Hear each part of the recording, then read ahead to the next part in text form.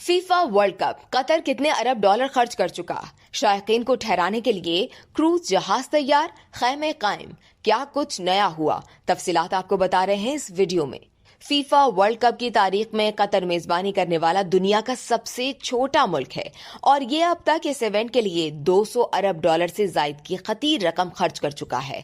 World cup का final 18 दिसंबर को खेला जाएगा। मेगा इवेंट के 64 मैचेस कतर के 5 शहरों के 8 स्टेडियम्स में होंगे।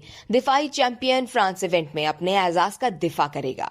इफ्तिताही तकरीब में मुकामी और दुनिया भर से आए मारूफ फनकार शानदार परफॉर्मेंस का मुजाहिरा करेंगे। ये पहला मौका है कि मशरिक़ वस्ता का कोई मुल्क आलमी कप फुटबॉल की मेजबानी कर रहा है और पहली बार इस टूर्नामेंट का इनेकाद मौसम सरमा में हो रहा है। टूर्नामेंट को देखने के लिए दुनिया भर से लाखों शायकीन ने कतर का रुख किया हुआ है। कतर में रिहाइश और खाने पीने की अशिया की कीमतें आसमान को छू रही हैं। शायकीन ने एक बेड का रूम कई सौ डॉलर्स में हासिल करके इस तारीखी टूर्नामेंट को देखने का फैसला किया है।